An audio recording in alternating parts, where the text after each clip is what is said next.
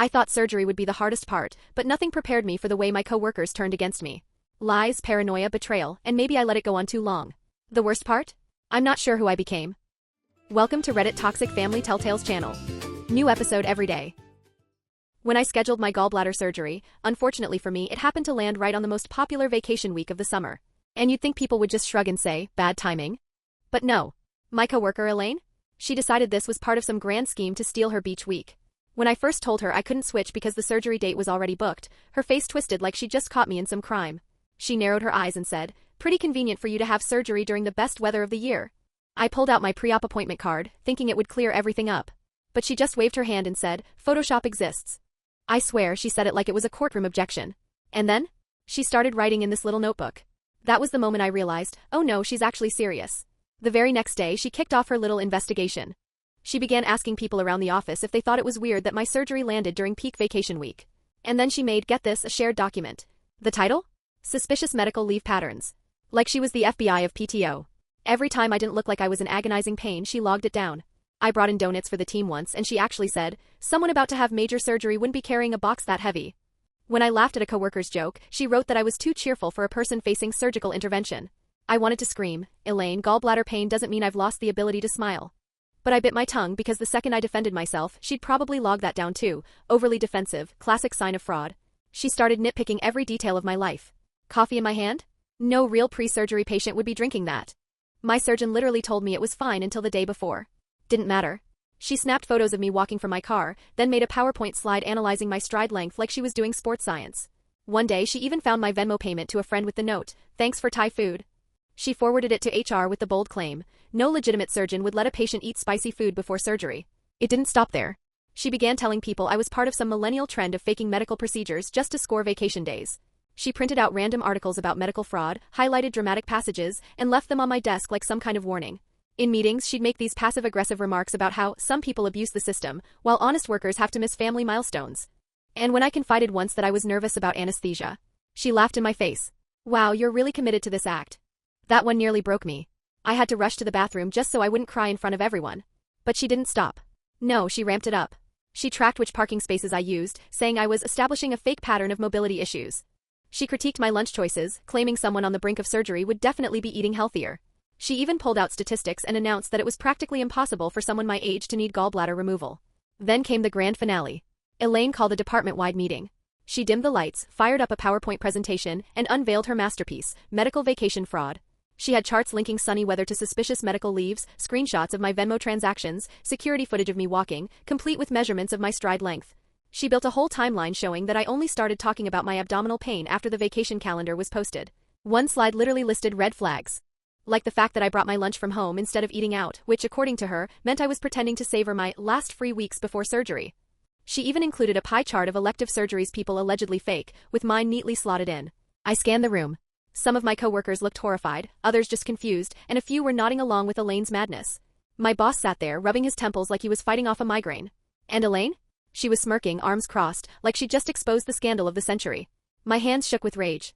She wanted me to stand there and defend myself, prove my own medical condition in front of everyone. She was glowing, waiting for me to crack. So I stood up. You want proof, Elaine? Fine. I pulled out my phone and started unlocking it, ready to open my medical app. Everyone's eyes drilled into me. I typed in half my password and froze. Why should I show my private medical information to a room full of people who didn't deserve it? I shoved the phone back in my pocket, took a deep breath and said calmly, I'll be happy to provide proper documentation through HR. My voice was steady even though my heart was pounding. I turned to my boss. Can we please handle this the right way instead of whatever this is? Elaine's mouth opened like she was about to argue. I have every right to present my concerns about fraud. But my boss cut her off, snapping his head up with an expression I'd never seen before. Stop. Just stop. He stood up so fast his chair rolled backward. This meeting is over. Everyone out. Now. The room cleared. People shuffled out, avoiding eye contact. Some glanced at me quickly, then looked away. I went straight back to my desk, opened my laptop, and started typing an email to HR so fast I kept making typos. I wrote down every single detail of what had just happened. Every word Elaine had said, every chart she showed. Then I attached the 15 screenshots I'd secretly been taking of her suspicious medical leave document over the past few weeks. Coffee logs, parking maps, everything. 2 hours later, HR replied. Alessandra, our rep, said she'd received my complaint and was scheduling separate meetings with me and Elaine. Her email actually said, creating hostile work environments through medical harassment is taken very seriously. For the first time in weeks, I felt a flicker of hope. That afternoon I backed up every shred of evidence, emails, documents, all 30 pages of Elaine's bizarre logs, to my personal cloud storage. Just in case. Right before 5, Oliver from my team stopped by. He leaned against my cubicle wall, shifting nervously. "I'm willing to provide a statement," he whispered. "I've been uncomfortable with what she's been doing for weeks, but I didn't know what to do." That meant the world to me. Just knowing I wasn't the only one who saw how insane this was. Later that night, as if she hadn't done enough damage, Elaine posted in our team Slack a self-righteous message about integrity in the workplace and how some people take advantage of others' trust. I screenshotted it instantly but didn't reply. My fingers itched to type something back, but I forced myself to close the laptop. I wasn't giving her more ammo. Around midnight, I woke up doubled over in pain, worse than anything before. I drove myself to urgent care, practically folded over the steering wheel. The doctor gave me stronger meds and said stress was probably making my symptoms worse. I made sure to get detailed visit notes and extra copies for documentation. The next morning, I sat down with Alessandra in HR to finalize my FMLA paperwork. She reminded me that I didn't owe anyone in the office the details of my medical condition, just HR. We set my leave date for exactly 2 weeks out, like I'd originally planned. She kept reassuring me over and over that I'd be protected. At lunch, I sat in my car with my sandwich and called my best friend. When I told her about Elaine's PowerPoint, complete with coffee consumption charts and stride length analysis, she burst out laughing. And honestly, I laughed too. For the first time, it hit me just how ridiculous this whole circus really was. And even though it still stung, hearing someone else laugh made me feel less alone. But later that day, my boss called me into his office. His face was serious. He leaned forward and said, "Something's off about Elaine turning into a full-time detective over a vacation week. Who even has the time to build a PowerPoint tracking someone else's coffee habits?" Honestly, at that point I was starting to wonder what Elaine's actual job description was supposed to be, because clearly armchair detective wasn't in the HR manual. And the fact she measured my walking stride from security footage? That was a whole new level of unhinged. The day after her little presentation circus, my boss pulled me into his office. He didn't bring up the meeting directly, but I could hear it between the lines. He started carefully circling the subject of my upcoming absence, asking about project coverage and deadlines, then slipping in, "Are you absolutely sure that week is necessary? Maybe the surgery could be rescheduled for a less busy time." I felt my blood pressure spike. He didn't come out and say it, but I could tell he was doubting me. Doubting whether I actually needed surgery. After everything Elaine had just pulled, now even my boss was questioning me? I cut him off as politely as I could manage. Any concerns about my medical leave need to go through HR. They already have all the documentation. His face flushed red, but he nodded and waved me out. An hour later, everyone's inbox pinged at once. The subject line read, "Office Communication Guidelines." Alessandra from HR had clearly decided to put her foot down. The email was short, firm, and crystal clear. All staff must immediately stop discussing coworkers' medical issues or personal lives. No names were mentioned, but everyone knew who it was aimed at. I looked up from my screen just in time to see Elaine's face turning scarlet. She slammed her laptop shut so hard it rattled the desk, then stormed off to the break room like a villain retreating from battle. That night I decided if she was going to play investigator, then so was I, but with actual evidence. I pulled up old emails and found the first time I'd mentioned stomach problems to my manager. 2 full months before the vacation calendar had even gone up. I had 3 separate emails about skipping lunch because I felt too sick to eat, and even one where I'd left a client meeting early because of nausea. I compiled everything into a neat timeline, dates, screenshots, the whole package. For the first time I felt like I had solid ground under me instead of just trying to dodge Elaine's wild accusations. The next morning, Oliver came by my desk, laptop in hand. "You need to see this," he whispered. He pulled up screenshots of Slack messages Elaine had been sending around. She'd been trying to recruit coworkers into her little spy network, asking people to watch me and report back on anything suspicious. Most people either ignored her or sent back awkward replies. One coworker flat out told her to knock it off and mind her own business. But Oliver had saved everything, dozens of screenshots showing a clear pattern of harassment. He forwarded them to me so I'd have a record. Later that day, Rajesh from IT tracked me down during a break. HR had asked him to check the technical side of Elaine's files. And what he showed me? Chilling. The metadata from her so-called evidence document proved she'd been updating it multiple times a day for 3 weeks straight. Sometimes at 2 a.m. Like, this wasn't just petty workplace drama anymore. This was obsession. And it got worse. Rajesh confirmed she'd been using her work computer to screenshot my Venmo transactions during office hours. She wasn't just gossiping, she was misusing company resources to stalk me. He told me he'd already passed all of it to Alessandra. A few days later, Oliver filled me in on what went down in Elaine's HR meeting. Apparently, the truth finally spilled out. All this detective work, the charts, the spreadsheets, the PowerPoint presentations, it wasn't about fraud or workplace integrity. It was because Elaine wanted that exact vacation week for her sister's destination wedding in Hawaii. She'd already bought her plane tickets before even checking the calendar, and when she realized she couldn't get a refund, she decided to make me the villain. Imagine spending weeks building conspiracy boards about coffee habits and parking spots, all because you didn't want to lose your spot on a beach in Hawaii. Finding out Elaine's obsession was all because of a wedding in Hawaii, it explained her behavior, sure. But excuse it? Not even close. A small part of me felt a flicker of sympathy. Airline tickets aren't cheap, but mostly, I was furious. She had dragged me through weeks of paranoia and humiliation, all because she didn't want to lose her spot on the beach. The very next day, my boss began quietly reassigning my projects to other team members. And just like that, the rumor mill cranked up again. Whispers floated around the office. Was I really going under the knife, or was I just sneaking off on a secret vacation? I could feel it in the way people looked at me. The side glances. The hesitations. Coworkers who used to chat with me at the coffee machine suddenly avoided eye contact like I was contagious. And you know what? That hurt more than I expected.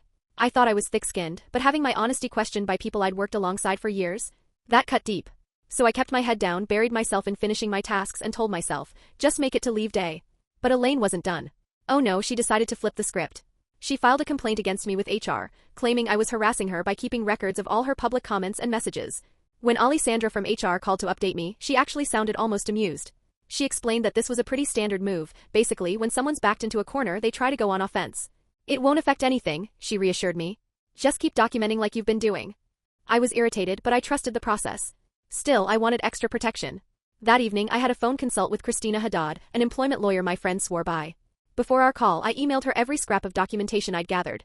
During the conversation, she walked through it all with me and said, "You're handling this exactly right." She even gave me specific phrasing to use in future emails and explained step by step what I could expect as the investigation unfolded. For the first time in weeks, I felt like I wasn't fighting this war alone. Having legal backup? It gave me confidence I hadn't realized I'd lost. The next morning, I decided I needed one more thing, official proof, straight from the source. I called my surgeon's office and asked if they could write a formal letter confirming everything. The receptionist put me on hold for 10 minutes before finally transferring me to the surgical coordinator. Of course, she said. Dr. Mansur can issue a letter stating the date was based on his availability and medical necessity. Music to my ears. On my lunch break, I drove straight over to pick it up, because I wanted the original copy on letterhead in my hands, not just some email attachment. The letter spelled it all out clearly. My surgery date was the first available slot after my diagnosis. Waiting any longer risked an emergency situation. And it emphasized that patients don't get to choose their surgery dates. The hospital sets them based on operating room availability. I can't tell you how good it felt to hold that piece of paper. I made 3 copies, tucked the original safely in my car, and kept 1 copy in my bag at all times. Just in case Elaine decided to pull another PowerPoint stunt. When I got back to the office, I marched straight to HR with the letter from my surgeon. I handed it to Alessandra, and the relief on her face was immediate. She told me, "This is more than enough for your FMLA paperwork." She reminded me that no one else had the right to see my medical details. Privacy laws were there for a reason. Then she leaned forward and said she'd already begun the formal investigation into Elaine's behavior and that my only job now was to focus on my health. But focusing on my health? Easier said than done when your workplace feels like a minefield. The next day at lunch, I carried my container of leftover pasta into the break room, and it was like the oxygen got sucked out of the room. People who usually sat with me suddenly had urgent places to be. 2 people from accounting actually picked up their trays and moved when I sat down. The silence was thick, the kind where everyone's pretending not to stare. I put my food in the microwave and tried to act normal, even though my hands were shaking. Then Oliver walked in. Without hesitation, he sat right next to me, chatting about a new project deadline like nothing was weird. Slowly, the room's tension cracked. People started talking again, but I could feel their eyes flicking toward me. It was like living under a microscope. That afternoon, another company-wide email landed in our inboxes. This time from compliance. The subject line, reminder, medical privacy and professional conduct standards.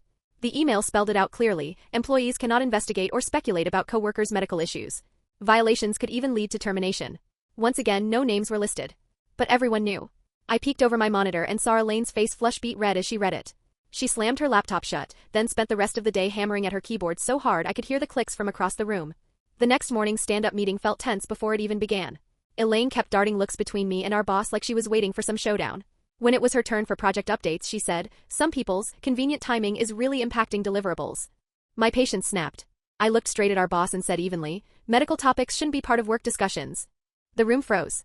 My boss cleared his throat, skipped to the next agenda item, and Elaine's jaw clenched so tight I honestly thought she might crack a tooth.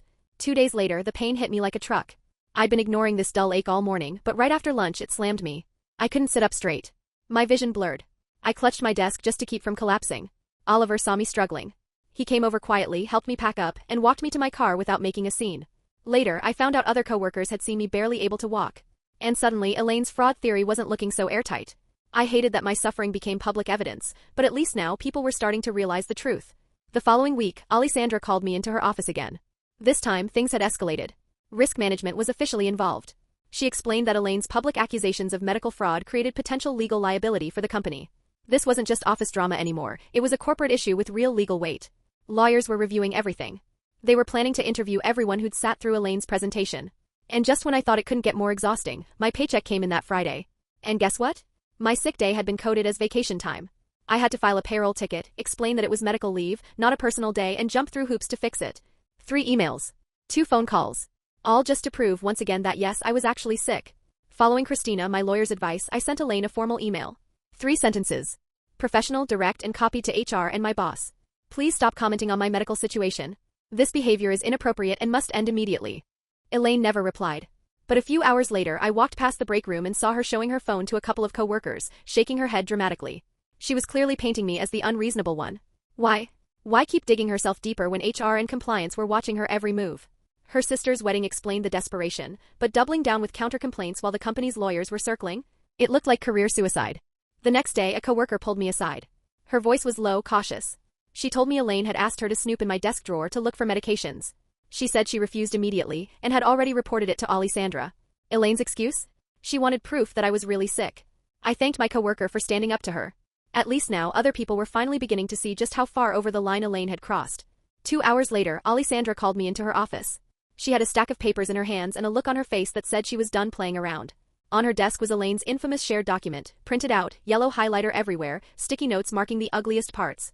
She told me Elaine had just been issued a formal written warning for creating a hostile work environment. And then, in front of me, she ordered the document deleted permanently.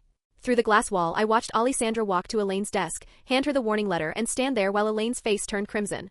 Elaine clicked around on her computer, lips tight, and the shared document vanished.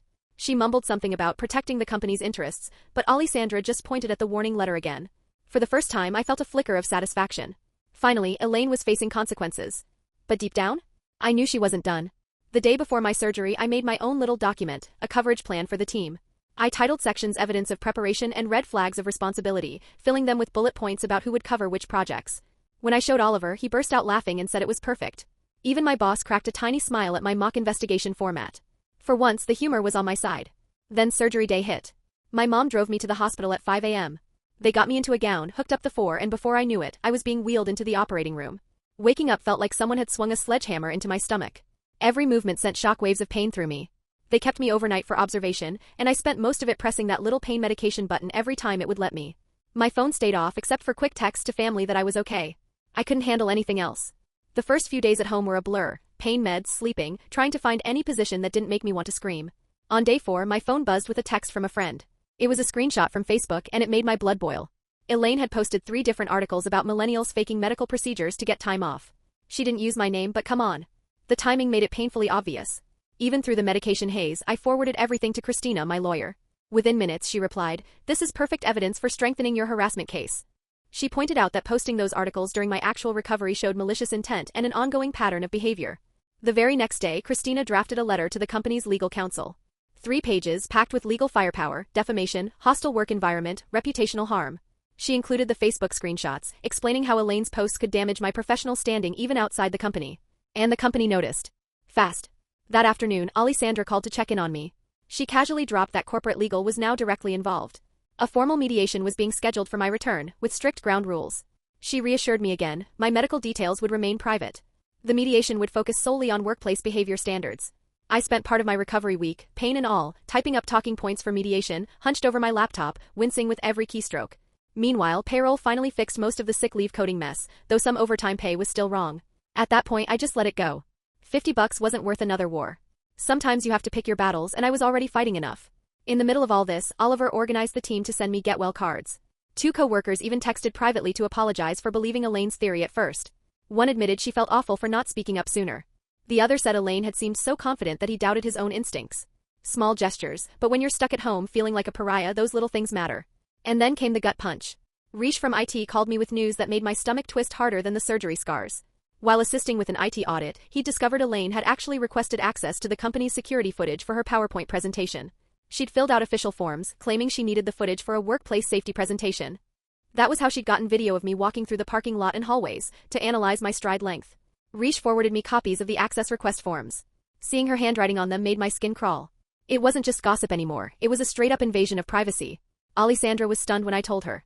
She added the info to Elaine's HR file immediately and explained just how serious that was.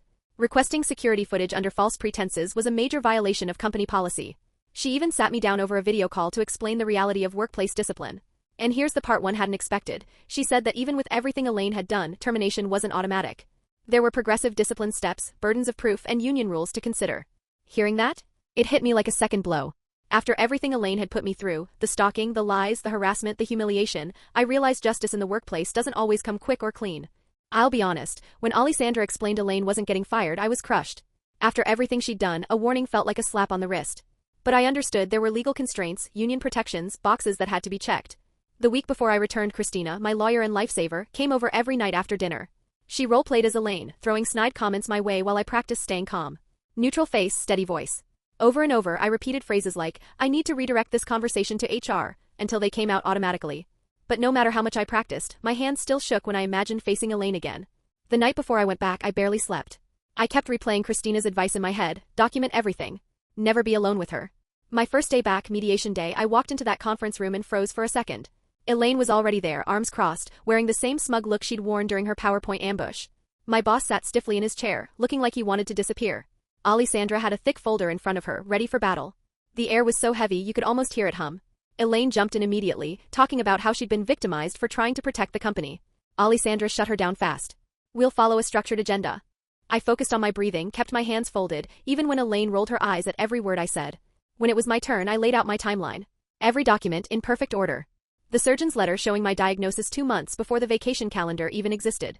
The Venmo Thai food payment, 3 weeks before surgery, perfectly allowed. The screenshots of her photos and presentations built during work hours, all about my private medical condition. Elaine kept interrupting, "She's twisting things." But Alessandra redirected her every time. "Wait your turn." When I read out the email where Elaine accused me of photoshopping medical records, even my boss shifted uncomfortably in his chair. Finally, Alessandra turned to Elaine. "Do you have any actual evidence of fraud? Anything beyond your personal observations?" Elaine stammered about weather patterns and statistical probability. Alessandra pressed, "Documentation?" "Nothing." The meeting dragged for 2 hours. Elaine grew more defensive every time Alessandra asked for proof. 3 days later, I was called back in for the verdict. Elaine got a formal warning in her file for 2 years. She was removed from anything related to scheduling or leave approval. And she had to complete mandatory training on workplace respect and medical privacy. Not the firing I'd secretly hoped for. But at least it was on record. At least there was documentation that I hadn't been lying. Back at my desk, reactions were all over the map. Some coworkers acted like nothing had happened. Others avoided me like drama was contagious. A few whispered sorry in the hall. Oliver, bless him, brought me coffee my first morning back and told me he was glad I was okay. I realized quickly the office would never be the same. The awkwardness settled into the air like dust. A week later, our boss sent out an email: "New policy. From now on, all medical leave discussions go exclusively through HR. No peer involvement. No debates. No investigations. Clear boundaries created because of me." At least something good came out of it. But Elaine wasn't done. A coworker quietly told me Elaine had asked her to snoop in my desk drawer for medication. She refused, reported it to HR immediately. Elaine's excuse? She wanted proof I was sick. That was the moment people started to see how far over the line she'd gone. 3 weeks later, Alessandra pulled me in again. Elaine had filed a grievance with the union, claiming she was the victim, retaliated against for raising concerns. It was laughable, but union rules meant it had to be investigated. Which meant months of meetings, statements, clarifications. Each one pulled me away from my desk. The process itself became another form of harassment. 5 months after I returned, it showed up in my performance review. Despite meeting all my deadlines, my rating dropped. From exceeds expectations to meets expectations. My boss muttered something about team disruption and communication challenges. He didn't have to say it out loud, I knew exactly what he meant. The lower rating cut my bonus by several $1,000s. Money I desperately needed for medical bills. But there was no appeals process. I wanted to scream. Instead, I sat there, nodding, because if I pushed back, it would just prove his point. Meanwhile, Elaine conveniently transitioned into working from home 3 days a week. Officially, it was for family obligations. Everyone knew it was really to avoid me. But her absences slowed projects down. Approvals took days, she skipped virtual meetings, and I was left holding the bag. If I complained, I'd look petty. So I just documented everything and worked around her. The dysfunction became normal. People stopped asking why projects dragged or why Elaine was always missing. 6 months later, I was scrolling LinkedIn and noticed 2 coworkers had left the company. Both had used me as a reference without even asking first. When I messaged them, they admitted the truth: the toxic environment was unbearable. One said, "Watching management protect Elaine while punishing you destroyed my trust in this company." My nightmare had become a catalyst for others walking away. And leadership? They refused to connect the dots. They just kept hiring replacements who left after a few months. Then came the final blow. HR sent out another email: "New medical leave requirements. 3 forms from your doctor. A notarized statement about why your procedure couldn't be rescheduled. Everything had to be submitted 60 days in advance." One coworker had to delay knee surgery by 4 months because she couldn't get the paperwork in time. Another guy's colonoscopy was denied over a missing notarized form. Everyone knew why these rules existed, but no one dared say it out loud. And Elaine? She'd casually mutter, some people ruin things for everyone. Like she wasn't the one who caused it all. By the time vacation planning opened again, I chose a safe week in October. My family reunion was in July, but I couldn't stomach another fight with Elaine. She grabbed her usual July slot without anyone blinking. When my mom asked why I wasn't coming, I lied about a big project. The message was clear, cause enough trouble and you'll get whatever you want. Meanwhile, my boss quietly started excluding me from important emails. A product launch went to someone half as experienced. When I asked why, he brushed me off with, we're keeping the meetings small this year. My performance review said I needed to be more of a team player. We both knew what that really meant. I pointed out the pattern of exclusion, and he looked me dead in the eye and lied, this has nothing to do with Elaine. A year later, the announcement dropped, Elaine was moving to the finance department. The email praised her attention to detail and commitment to compliance. Compliance. I nearly laughed. Several coworkers came by my desk, disgusted. One said, she harassed you for months and got rewarded with a fresh start. That night, I went home, opened my laptop, and updated my resume for the first time in 5 years. Because sometimes, walking away is the only way you actually win. 8 months later, I sat in a conference room for my exit interview, with the same HR rep who'd handled my original complaint. She asked why I was leaving. I said the words I'd been holding back for over a year, hostile work environment. Never resolved. She typed notes, nodded like she understood, and then said, since you're already leaving and Elaine's in another department, there isn't much we can do now. I knew those notes would disappear into some file forgotten. Someone else would probably face the same nightmare next year. But by then, it wouldn't be my problem anymore. And for the first time in a long time, that thought felt like freedom. Thanks for watching. Today's train wreck is over, but tomorrow's ride is already on track. Subscribe so you don't miss it.